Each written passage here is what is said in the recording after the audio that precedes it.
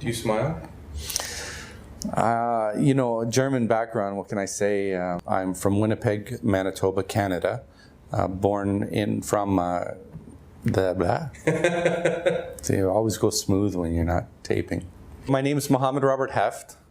I was born in Winnipeg, Canada, to second-generation Canadians, originally German and Irish. I'm from a small town growing up in Milton, Ontario. I call it a redneck town, or a farmer's town, depending on how you look at it. I was born into a Lutheran family. We weren't that practicing. Sunday school was something we did until about 6 years old. I don't consider ourselves overly religious. Probably we went to funerals when somebody died. We went to churches when somebody got married. And other than that, celebrating Christmas, which wasn't really a religious holiday for any of us. I'm sure to many people I was the guy that they wished they weren't, and they were glad they were not. I mean, it was, I wasn't leading a very healthy lifestyle, and I wasn't going very many places with my thinking or my strategies. Some people will say, oh, well, you weren't that bad, but, I wasn't that good.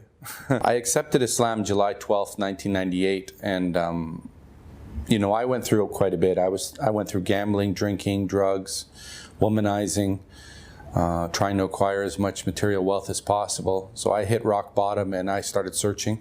And I fell upon Islam when I went into a convenience store, never hearing about it. And after debating with a convenience store owner for about 3 days, by the grace and mercy of Allah, I accepted Islam. It was very important for me to have Jesus. I'd love the stories in the Bible, and then when they told me he's a prophet of God, he's better than us, he's a perfect human being, but that really set proper in my heart. And then the Quran being an owner's manual, a way to live, it was amazing because I was looking for structure. One of the concerns was that I wouldn't be able to convince my family that I had made a good decision, but I mean, over the years, obviously it wasn't a phase, and they see that from my actions. I was willing to take everything that came with that decision. The main thing for me, without a doubt, was the oneness of God. I mean, I was into mathematics. I was playing the card game Euchre in grade 3. I was in special classes for math.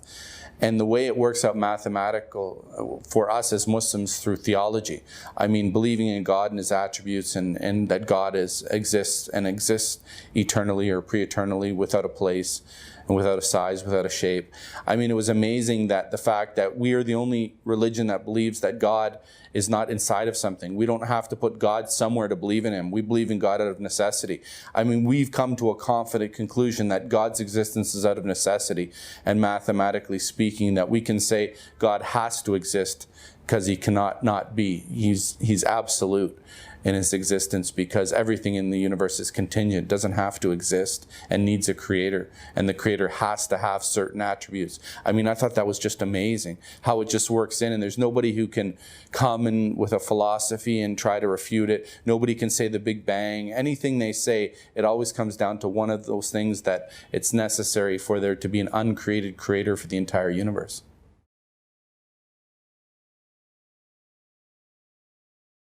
If you think you have a better formula than Islam, there's no use wasting your time accepting Islam in the first place.